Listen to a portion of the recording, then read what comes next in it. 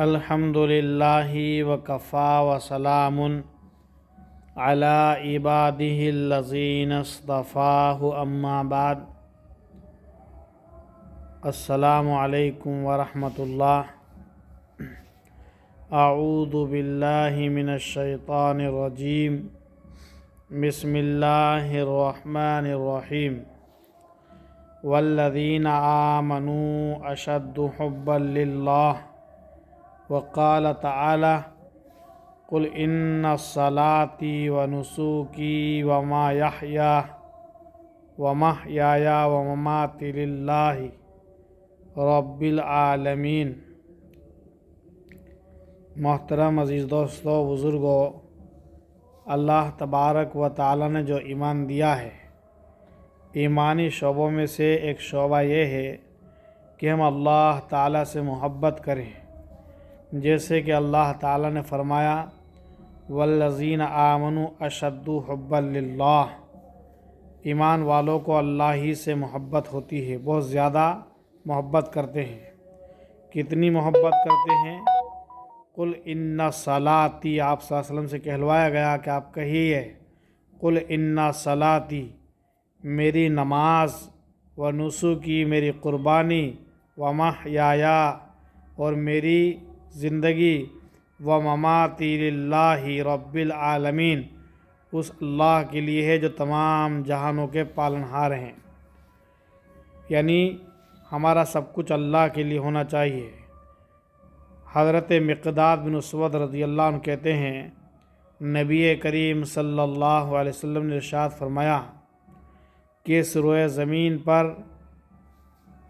زمین پر کسی گاؤں، کسی بستی کا، کسی صحرا کا کوئی گھر یا خیمہ ایسا نہیں رہے گا جہاں اللہ تعالیٰ اسلام کے کلمے کو داخل نہ فرما دے، یعنی ہر جگہ اسلام کا کلمہ داخل ہوگا، ماننے والوں کو اللہ تعالیٰ کلمے والا بنا کر عزت عطا فرمائیں گے، اور جو نہیں مانے گا وہ ذلیل ہوگا اور مسلمانوں کے ماتحت زندگی گزارے گا۔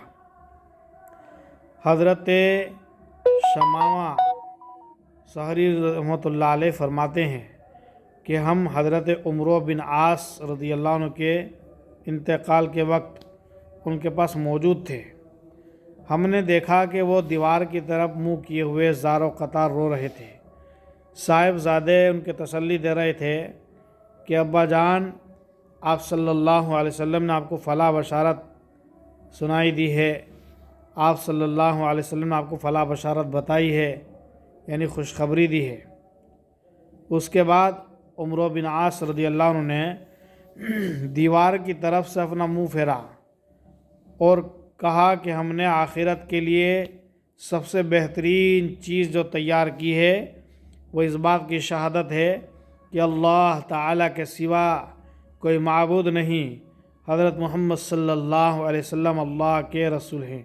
اشہد ان لا الہ الا اللہ واشہد ان محمدا عبدہ ورسولہ۔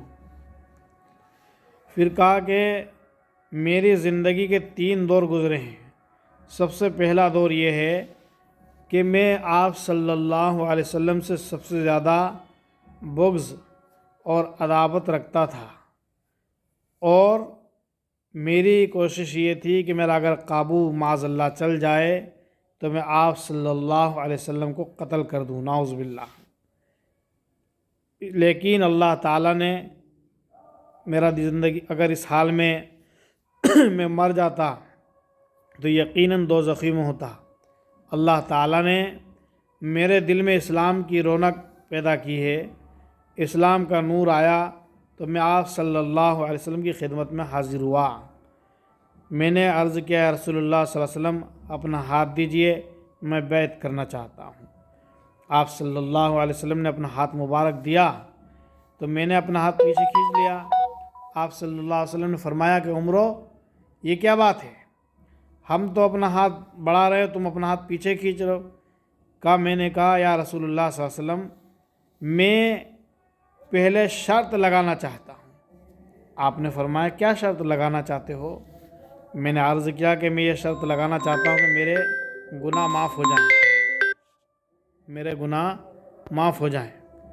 آپ صلی اللہ علیہ وسلم نے فرمایا کہ عمر تمہیں معلوم نہیں ہے کہ اسلام کفر کے سارے گناہوں کا خاتمہ کر دیتا ہے، اور حج سے پہلے جو گناہ ہوئے وہ بھی سب ختم ہو جاتے ہیں، ہجرت بھی سارے گناہوں کو مٹا دیتی ہے۔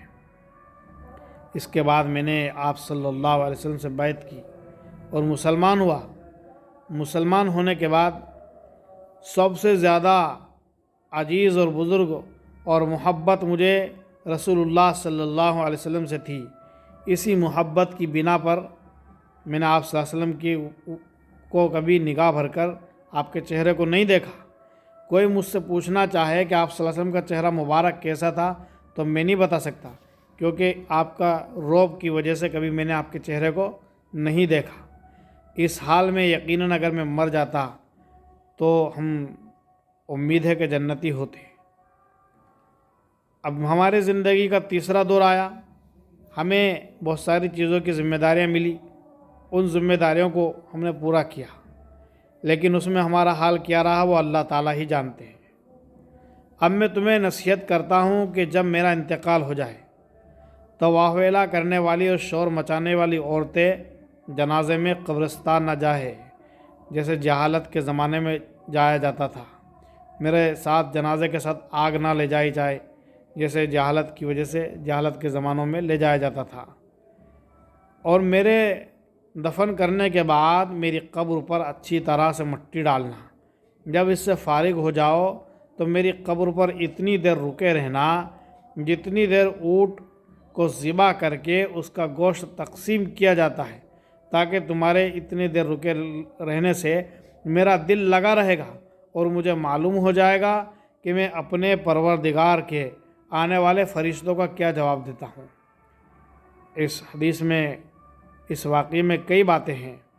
ایک بات یہ ہے کہ عمرو بن عاص رضی اللہ عنہ کو پہلے آپ صلی اللہ علیہ وسلم سے بغض تھا، پھر آپ سے محبت ہوئی۔ آدمی کے دل میں جب ہدایت آتی ہے، جیسے حضرت عمر رضی اللہ عنہ کا قصہ ہے، کہاں جا رہے تھے کہ آپ صلی اللہ علیہ وسلم کو معاذ اللہ قتل کرنے، لیکن آپ صلی اللہ علیہ وسلم کو مٹانے والے ہی اسلام پر مٹنے لگے، اور ایسا نام کہ آج حضرت عمر رضی اللہ عنہ کے نام سے آج تک لوگ کانپتے ہیں، اتنا بڑا زبردست نام ہے۔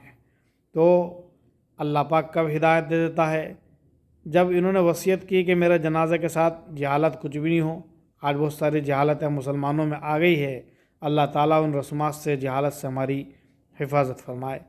اسی طرح میری قبر پر رکے رہنا، اس سے یہ بات ہے کہ ہم جب کسی کو دفن کر دیں تو تھوڑی دیر وہاں رکنے کے بعد ہم کچھ قرآن جو بھی ہمیں یاد ہو، جتنا ہم پڑھ سکے زیادہ سے زیادہ پڑھ کے آہستہ آواز سے ہم اس مردے کو ثواب پہنچا دیں۔